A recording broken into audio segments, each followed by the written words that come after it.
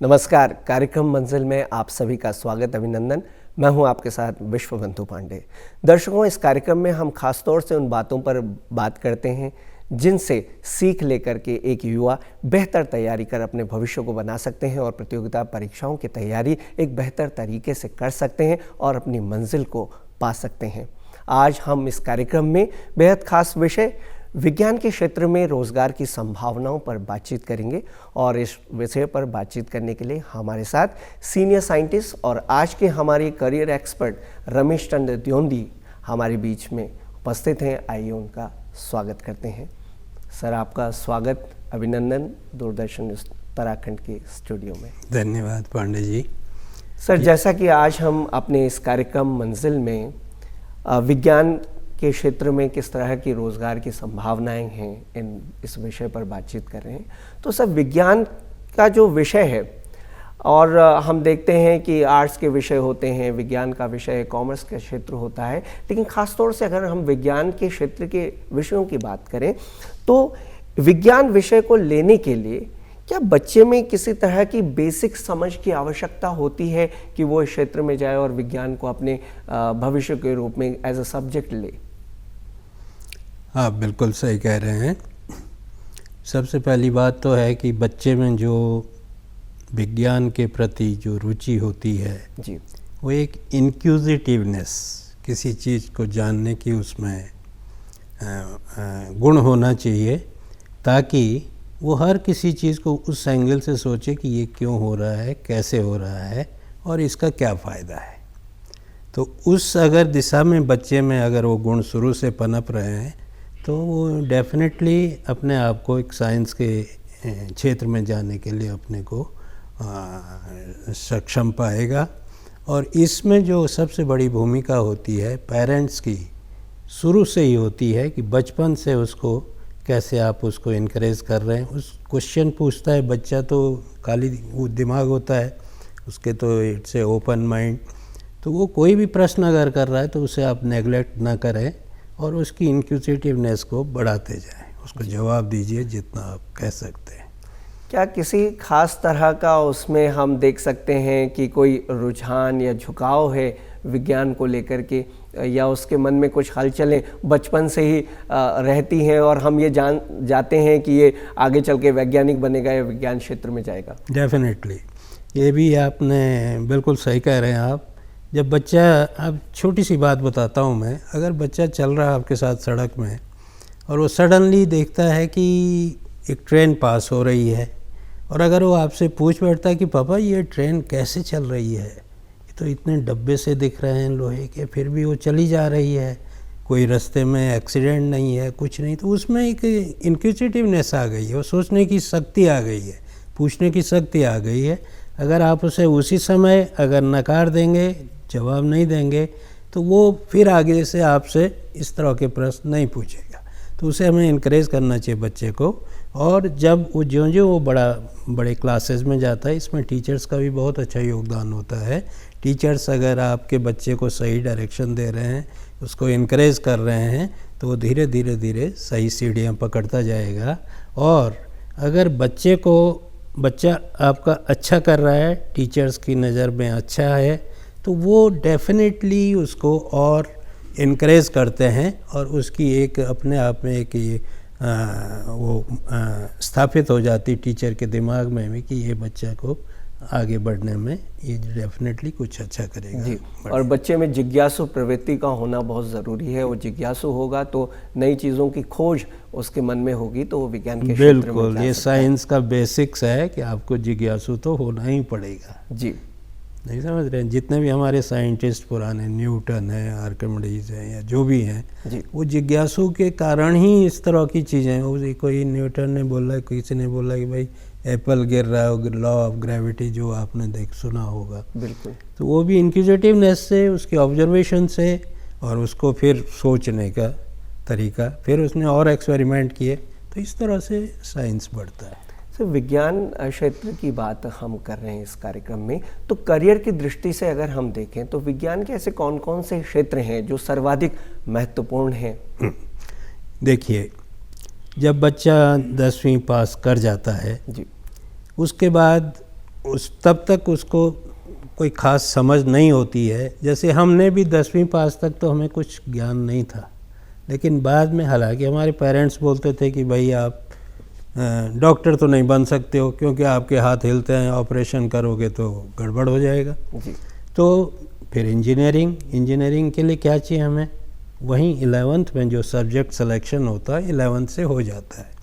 तो उसमें हमारे पास अगर इंजीनियरिंग स्ट्रीम में आपने सोची हुई है तो आप फिजिक्स, केमिस्ट्री, मैथमेटिक्स और जो 2 ऑप्शनल सब्जेक्ट्स होते हैं इंग्लिश या कंप्यूटर साइंस या लैंग्वेजेस, इस तरह का आप सिलेक्ट कर सकते हैं। दूसरा, अगर आपको मेडिकल फील्ड में जाना है तो आपको फिजिक्स केमिस्ट्री तो मस्ट है, लेकिन उसके साथ आपको बायोलॉजी लेना पड़ेगा। और एक ट्रेंड ये भी है कि इलेक्टिव में भी कई बच्चे मैथ्स भी ले लेते हैं और बायोलॉजी भी ले लेते हैं, लेकिन वो फिर 2 नाव में चढ़ के सवारी करने की कोशिश कर रहे हैं। ये ज़रूरी नहीं कि उन्हें सफलता बिल्कुल होनी चाहिए कि वो सेलेक्टिव होकर के एक विषय लें। अगर वो मेडिकल के क्षेत्र में जाना चाहते हो तो बायोलॉजी को ज़्यादा उसको प्रेफरेंस दें, और अगर इंजीनियरिंग करनी है तो मैथमेटिक्स की ओर उनका झुकाव निश्चित रूप से होना उनका चाहिए। एप्टीट्यूड भी जो साइंस सब्जेक्ट्स में है, खास करके फिजिक्स जी बहुत इम्पोर्टेंट सब्जेक्ट, और उसके बाद मैथमेटिक्स, ये 2 सब्जेक्ट पे अगर आपकी मास्टरी है तो आपको कोई नहीं रोक सकता है कहीं कॉम्पिटिटिव एग्ज़ाम में ना आने से, मतलब आप ज़रूर सफल होएंगे। तो इन सब्जेक्ट्स को आप बेसिकली काफ़ी स्ट्रेस के साथ पढ़िए, और जब इसमें आप अच्छे रहेंगे तो आप बाकी सब्जेक्ट्स में भी अच्छा करेंगे। सर, आपने परमाणु ऊर्जा विभाग में कार्य किया है और काफ़ी लंबा अनुभव आपका इस क्षेत्र में है।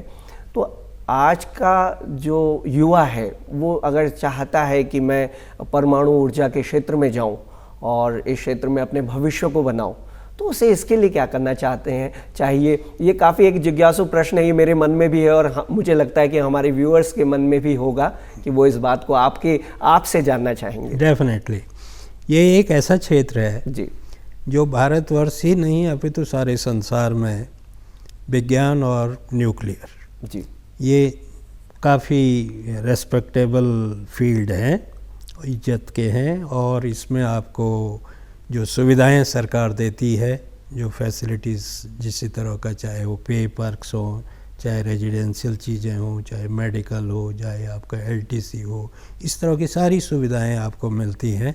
और आप फर्स्ट क्लास गेजेटेड ऑफिसर अगर आप बनना है तो आपको क्या करना है, पहला तो आपको इंटर में आपको अच्छे मार्क्स से पास होना है। जी, मैं बेसिकली ये न्यूक्लियर एनर्जी में हम हर फील्ड के लोगों को लेते हैं जी, लेकिन इंजीनियर्स ज़्यादा होते हैं, फिर मेडिकल प्रोफेशन होते हैं, क्योंकि हर इस्टेब्लिशमेंट में एक हॉस्पिटल होता है जो उसके एम्प्लॉयज़ को देखने के लिए होता है, और उसमें पूरा आपका डॉक्टर होता है, नर्सिंग स्टाफ होता है, फार्मासिस्ट होता है, बाकी जो ऑक्सिलरी स्टाफ सब। वैसे विज्ञान के अलग अलग क्षेत्रों से भी लोग जा सकते हैं जिन्होंने बायोलॉजी ली है, इंजीनियरिंग। डेफिनेटली सही कह रहे हैं आप।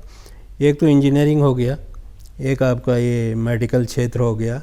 इसके अलावा भी अगर आप MSc किए हुए हैं जी, तो MSc भी master of science, physics, chemistry, even mathematics, इसमें भी लिए जाते हैं। और वो जब एक सिलेक्शन आपका हो जाता है तब आप 1 साल की ट्रेनिंग के बाद फर्स्ट क्लास गेजेटेड ऑफिसर की नौकरी के लिए पात्र हो जाते हैं, और आपका appointment as a class 1 officer होता है। लेकिन अब प्रश्न ये है कि आप यहाँ तक कैसे पहुँचेंगे? जी बिल्कुल, है ना। तो पहली बात तो मैंने जैसे कहा कि इंटर से आपकी सीढ़ी बन जाती है। इंटर में आपका परसेंटेज अच्छा होना चाहिए। इंटर के बाद अगर आप अब इंजीनियरिंग में एंट्री की, इंजीनियरिंग कहाँ से करोगे आप? आज आप देख रहे होंगे इंजीनियरिंग कॉलेजेस हमारे भारत में इतने खुल गए हैं जी, लेकिन स्टैंडर्ड ज़रूरी है। स्टैंडर्ड्स की हमारी IITs हैं, नेशनल इंस्टीट्यूट ऑफ टेक्नोलॉजीज़ हैं, और बाकी काफ़ी प्राइवेट इंजीनियरिंग कॉलेजेस भी हैं। तो आपका अगर गेट परसेंटेज बहुत अच्छा है तो आपको डायरेक्ट इंटरव्यू के लिए कॉल आता है जी। लेकिन अगर आपका गेट स्कोर उतना बढ़िया भी नहीं है तो आप ऑनलाइन एप्लीकेशन भी, एग्ज़ाम भी दे सकते हैं। आजकल सब कुछ डिजिटल इंडिया हो गया है जी, तो उसमें जो है आपको सारी फैसिलिटीज़ है। ऑनलाइन एग्जाम एप्लीकेशन से लेकर के online examination, result, selection list, सब कुछ आपको साइट में मिल जाए। सर, जैसा कि आपने गेट बताया कि इसको लेकर के इसमें स्कोर काफ़ी अच्छा होना चाहिए, राइट। तो इसकी तैयारी खासतौर से प्रारंभिक दौर से और अंतिम जब ये हम एग्ज़ाम दें और अच्छा स्कोर करें, राइट। तो इसकी तैयारी सेलेक्टिव रूप में किस तरह से की जाए? इसमें कोई स्पेसिफिक तैयारी बहुत ज़्यादा आपके जो कोर्सेज आपने करे हैं, जी गेट हर फील्ड में होता है साइंस के। जी चाहे आप इंजीनियरिंग के, इंजीनियरिंग में बहुत सब्जेक्ट्स हैं, सिविल है, इलेक्ट्रिकल है, मैकेनिकल है, मेटलर्जी है, बहुत ब्रांचेज होती जी। हैं। ऐसे ही साइंस स्ट्रीम में आपके हो ही गया, फिजिक्स आप कर रहे हैं, केमिस्ट्री कर रहे हैं, बायोलॉजिकल साइंस, लाइफ साइंस जो हुआ वो कर रहे हैं। तो हर जगह गेट का प्रश्न जो होता है उसी फील्ड से होते हैं। तो आपके फील्ड में आपका सॉलिड नॉलेज होना बहुत ज़रूरी। जी ये सुपरफिशियल नॉलेज कहीं काम नहीं करेगा, ना तो वो इंटरव्यू में काम करेगा और ना ये गेट या किसी भी कॉम्पिटिटिव एग्ज़ाम में काम आएगा। इसलिए आप बहुत इम्पॉर्टेंट है कि आप अपने आप को इन डेप्थ स्टडीज़ में जाएं और किसी भी सब्जेक्ट को पूरा ज्ञान उसके बारे में जानने की कोशिश करें। और आज तो इस युग में, डिजिटल युग कहते हैं हम इसे, जी आपको नॉलेज इन्फॉर्मेशन की कोई कमी नहीं है। आप कोई भी चीज़ ढूंढना चाहते हैं, गूगल, दूरदर्शन देहरादून कहाँ पर है गूगल कीजिए, पता, मैप वैप सब आ जाएगा, उसमें क्या क्या है सारी चीज़ें। तो ऐसे ही आपको किसी भी साइंटिफिक फील्ड में कोई जानकारी अगर आपको लेनी है तो आपको बिल्कुल, एक तो इंस्टीट्यूट से तो है ही, इंस्टीट्यूट में भी आजकल क्या हो गई, लाइब्रेरी सब मॉडर्न हो गई है। हमारे ज़माने में तो हार्ड बुक्स होती थी, लेकिन अब उन्होंने इतने बड़े बड़े स्क्रीन कर दिए हैं, लाइब्रेरी इस तरह की हो गई है कि वहाँ भी आपको बैठ कर के मन करेगा कि हाँ मुझे यहाँ पढ़ना चाहिए। जी तो वो इम्पॉर्टेंट है कि आप मेहनत करें, लगन से करें और एक एम के साथ करें, तो आप डेफिनेटली सक्सेस पाएंगे। जी सर, आप इस सीनियर साइंटिस्ट रहे हैं और काफ़ी विज्ञान के क्षेत्र से आपका जो लगाव भी रहा है, रुचि तो निश्चित रूप से रही होगी, तब आपने इतना कार्य इस क्षेत्र में किया है। तो जो बच्चे ख़ास तौर से अभी 10th में हैं या 11th में जा रहे हैं और एक कन्फ्यूज़न की स्थिति बनी रहती है, उन संदेह भी उनके मन में रहता है कि हम किस स्ट्रीम को लें और भविष्य किस में निर्धारित करें, तो इस पर आप कि वो अपनी किस स्ट्रीम को लें जिसमें वो बेहतर कर सकें और अपने भविष्य को बना सकें, ये काफ़ी अहम प्रश्न रहता है। क्योंकि जब बच्चा 10th में रहता है तो बहुत ज़्यादा कंफ्यूज हो जाता है, उसके अंदर बहुत संदेह रहता है। तो आप बताएं कि माता पिता भी इस चीज़ को लेकर ध्यान दें और बच्चे के अंदर किन बातों को वो जाने कि हमारा बच्चा इस क्षेत्र में अच्छा कर सकता है, इस पर आप क्या कहना चाहेंगे? मैं ये कहूँगा कि बच्चों को कभी आप प्रेशर मत दीजिए। जी उसकी नेचुरल इंस्टिंक्ट, नेचुरल इंटरेस्ट जिस तरह, बट वो नेचुरल इंटरेस्ट भी एक पॉजिटिव डायरेक्शन में होना चाहिए। जी नहीं समझ रहे हैं? तो कहने का ये मतलब है कि बच्चे को शुरू से ही आप ऐसे डालिए कि वो एक लगन के साथ आगे बढ़ रहा है, और जब तक वो 10th और उस स्टेज में आ जाता है तब पेरेंट्स को भी आइडिया आ जाता है कि इसकी क्या इच्छा है, क्या ये चाहता है आगे, क्या बन कैरियर के रूप में क्या चाहता है। कई बच्चे मैंने देखा आजकल, कोई मर्चेंट नेवी में चला जा रहा है, 12वीं के बाद आपके पास तो बहुत सारे ऑप्शंस हैं, इंजीनियरिंग है, मेडिकल है, इसके बाद साइंस फील्ड तो हज़ारों हैं। आप बायो ग्रुप में चले जाइए, लाइफ साइंसेज में चले जाइए, एग्रीकल्चरल रिसर्च में चले जाइए, एनडीए के थ्रू आप आर्मी में जाइए, एयरफोर्स में जाइए, है ना।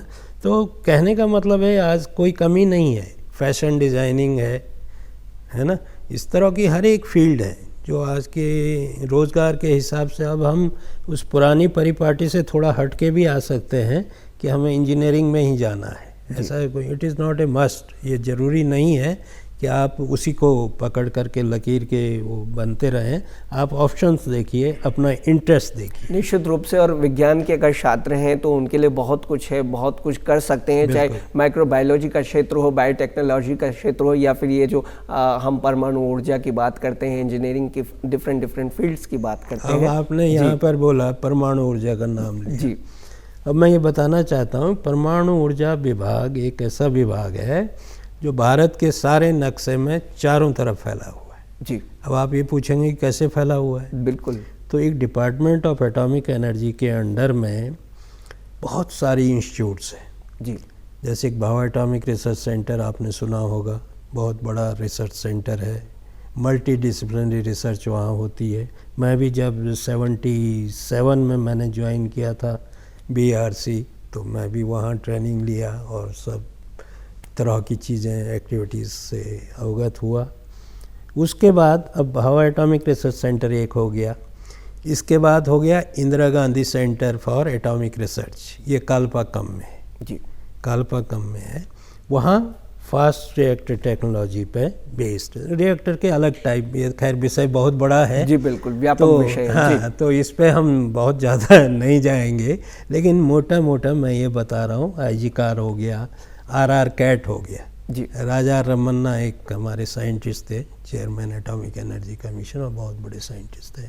उनके नाम से centre for advance technology Indore में है। वहाँ लेज़र टेक्नोलॉजी पे रिसर्च होती है। लेज़र तो आपको पता ही है, आजकल लेज़र से ऑपरेशन हो रहे हैं, है ना। तो हर जगह उसका यूज़ है। लेज़र से आप कटिंग कर सकते सर, हैं। इसमें हम ये भी जोड़ना चाहेंगे, जो बच्चे रिसर्च करते हैं वहाँ पर, तो उनको क्योंकि धनार्जन चाहिए अपने लिए, जीवन यापन के लिए, तो कौन से ऐसे विज्ञान के सबसे अधिक ऐसे कुछ क्षेत्र आपको जानकारी आप हमें देना चाहते हैं जो धनार्जन की दृष्टि से, आर्थिकी की दृष्टि से, और आजकल हर युवा ये चाहता है कि वो अपने को स्टेबल कर ले, कम से कम आर्थिक रूप से वो स्टेबल हो जाए, तो वो अपने जीवन में चाहे वो आविष्कार करे या आगे अपने जीवन को आगे बढ़ाए। बिल्कुल सही है। जहाँ तक डिपार्टमेंट ऑफ एटॉमिक एनर्जी की मैं बात करता हूँ जी, यहाँ पर आपको स्टेबिलिटी है, रेस्पेक्ट है नौकरी की, धनार्जन अच्छा है जी, सारी फैसिलिटीज़ हैं, और समाज में आपका एक नाम है। मान लीजिए हमारे उत्तराखंड में भी अगर कोई बच्चा BRC में या इसरो में सेलेक्ट हो जाता है, दूसरे दिन आप देखो उसका न्यूज़पेपरों में कि भाई वहाँ उस गांव का लड़का जो है सेलेक्ट हो गया। ठीक है, तो ये क्यों होता है? इसलिए होती पब्लिसिटी कि ये इंस्टीट्यूट्स काफ़ी रिप्यूटेड इंस्टीट्यूट्स हैं। तो अब आगे मैं कह रहा था कि ये सारी चीज़ें तो हैं ही हैं हर इस्टेब्लिशमेंट में, नॉट ओनली BRC, जो भी DAE के अंडर में इतने, अभी NPCIL हो गया, न्यूक्लियर पावर कॉरपोरेशन, जी, ठीक है जी, सुना होगा आपने नाम। देन आपका हो गया NFC हो गया, न्यूक्लियर फ्यूल कॉम्प्लेक्स, जहाँ न्यूक्लियर फ्यूल बनता है। हैवी वाटर बोर्ड हो गया। तो हर जगह हमारी एक एक वेल इस्टेब्लिश्ड हाउसिंग कॉलोनीज हैं विद ऑल फैसिलिटीज़, रिक्रिएशनल का ये, चाहे हॉस्पिटल की, मेडिकल की, सब ट्रांसपोर्ट की सारी सुविधाएं आपको वहाँ मिलती है। जब आप वहाँ पर सेलेक्ट हो जाते हो तो मैंने बताया कि आपको गेट के थ्रू या ऑनलाइन अगर आप आ गए, उसके बाद इंटरव्यू होता है। अब आप समझ लीजिए जो इंटरव्यू होता है 1 घंटे से कम का नहीं होता है। वहाँ वो यही देखते हैं कि इस बच्चे में क्या एप्टीट्यूड है और इसका इन डेप्थ नॉलेज कितना है, सुपरफिशियल तो नहीं है। और बहुत ही क्लियर कट इंटरव्यूज़ के थ्रू आप वहाँ इंटर कर पाते हैं। उसके बाद जब आपकी 1 साल की ट्रेनिंग होती है, 1 साल की ट्रेनिंग फिर हो गया, आप इंजीनियर भले ही बन गए, लेकिन आपकी ये सिलेक्शन के बाद 1 साल की ट्रेनिंग होती है। सर, इसमें हम ये भी जानना चाहेंगे कि हम खास तौर से विज्ञान के विषयों को पढ़ने की बात करते हैं, तो इन विषयों की पढ़ाई हम कैसे करें? क्योंकि ये तो अमूमन सभी को पता रहता है कि हमें ये विषय लेना है, ये ज़्यादा स्कोरिंग है, लेकिन पढ़ने का जो तरीका होना चाहिए इन विषयों को, क्योंकि जिज्ञासा से जुड़े हुए ये विषय हैं, नई नई चीज़ें इनमें आती रहती है, आए दिन इनमें परिवर्तन होते रहते हैं। तो बुक्स के साथ साथ में हम किस तरह से किताबों का पठन पाठन करना चाहिए जिससे कि हम एक अच्छे तरीके से कम समय में ज़्यादा अर्जित करें और ज़्यादा स्कोर कर सकें, एक सेलेक्टिव स्टडी कर सकें? देखिए, जो जहाँ तक आप किताबों की बात कर रहे हैं जी, जो हमारे CBSE का कोर्स होता है या बुक्स NCERT की होती हैं, या सिमिलरली स्टेट लेवल के जो बोर्ड्स होते हैं उनकी बुक्स होती हैं। आज आप बिलीव नहीं करोगे कि मैं एक बच्चे का देख रहा था 8th या 9th में, उसको न्यूक्लियर रिएक्टर का सिलेबस था। उसमें मुझे बड़ा ताजुब हुआ कि अरे हम तो इंजीनियरिंग के बाद न्यूक्लियर जाने 77 में, ये बच्चा तो आज ही से न्यूक्लियर के बारे में पढ़ रहा है। तो कहने का मतलब है कि डेप्थ जो नॉलेज की है वो आपकी वहीं है, आपको बाहर इधर उधर भागने की ज़रूरत ज़्यादा नहीं है। जब आप इधर भी जाओ आप कहीं के नहीं रहोगे। आप अपने कंसंट्रेशन मेनली अपनी जो प्रेस्क्राइब्ड बुक्स हैं, जो टीचर्स की गाइडेंस हैं और प्रैक्टिस सबसे इम्पॉर्टेंट है। आप जितना, कई बार क्या होता है बच्चे के दिमाग में, अरे ये तो इजी है मैं कर लूँगा, लेकिन जब वो लिखने की बात आती फिर वो भूल जाता है। जब भूल जाता है तो गया काम से। तो प्रैक्टिस इज़ वेरी इम्पॉर्टेंट। आप बिलीव नहीं करोगे, मेरे पास आज तक सन 77 के जो नोट मैंने BRC में बनाए थे छोटी छोटी बुक्स में, वो आज तक मेरे पास पड़े हुए जी। और जब मैं उन्हें देखता हूँ तो मुझे बड़ी प्रसन्नता होती कि अरे ये है ज्ञान। तो आप ज़्यादा मत इधर उधर, बट हालांकि मैं ये भी नहीं कह रहा हूँ कि आप साइड बुक्स मत देखिए, आप ज़रूर देखिए, लेकिन उसी तरफ कैरिड ऑन मत हो जाइए। प्रैक्टिस करना बहुत ज़रूरी। मैथमेटिक्स में फिजिक्स के क्वेश्चंस होते हैं जिसमें आपको अपने कोर्स से संबंधित बस वो बहुत इम्पॉर्टेंट, कोर्स से संबंधित जो है आप उस बुक्स को ज़रूर पढ़िए। आजकल बहुत सारी गाइड्स भी हैं मार्केट में जी, बट वो गाइड्स थोड़ा सा आपको हेल्प जरूर करती है। सर आजकल कंपटीशन का ज़माना है, हर तरह से प्रतिस्पर्धा का बड़ा ज़माना है, तो ऐसे में कॉम्पिटिटिव प्रेशर बहुत ज़्यादा देखने को मिलता है। पीयर प्रेशर भी रहता है। लोग सोचते हैं, जो बच्चे इस चीज़ की तैयारी करते हैं, कि जल्दी से जल्दी उन्हें रिजल्ट मिले, लेकिन इस तरह का उनमें एक प्रेशर क्रिएट हो जाता है, काफ़ी हताशा से भी वो भर जाते हैं। तो इस प्रेशर को किस तरह से कम किया जाए, खासतौर से प्रतियोगिता से संबंधित जो ये तनाव है, इससे किस तरह से मुक्ति पा सकते हैं? देखिए, आपको मैं स्पष्ट शब्दों में बोलना चाहता हूँ, जैसे हमारे प्राइम मिनिस्टर साहब ने भी बोला जी, बच्चों से वो एग्ज़ाम से पहले डिस्कस करते हैं। बिल्कुल, वो भी बोलते हैं तनाव बिल्कुल मत लीजिए, डोंट टेक एनी प्रेशर। आप तो अपना कर्म करते जाइए, रिजल्ट आपको मिलेंगे। कर्म क्या है? आपको मेहनत करनी है अपनी पढ़ाई पे। यही नहीं कि आप पढ़ाई के ही पीछे पड़े रहो, आप अपना ऑलराउंड डेवलपमेंट भी करो। थोड़ा आप घूमिए, माइंड फ्रेश रहता है। अगर आप दिमाग में ही उसी चीज़ को घुमाते रहोगे तो फिर हो सकता है कि कुछ भी अंदर न जा रहा हो। अगर आप टेंशन में हैं तो आप कुछ नहीं पढ़ पाओगे, वहाँ वो भी टाइम बर्बाद करोगे, जो आप चाहते हैं वो भी नहीं अचीव कर पाओगे। इसलिए कभी भी आप टेंशन में मत रहिए, आप मेहनत करते जाइए, आपको ज़रूर सफलता मिलेगी। और मेहनत बहुत इम्पॉर्टेंट इसलिए है कि कहाँ मेहनत करें? जहाँ ज़रूरी है। जो आपका लक्ष्य क्या है? लक्ष्य आपको साइंटिस्ट बनना है या इंजीनियर बनना है या डॉक्टर बनना है या और फील्ड में जाना है, तो आप उसी लगन को पकड़ के आगे बढ़िए जी।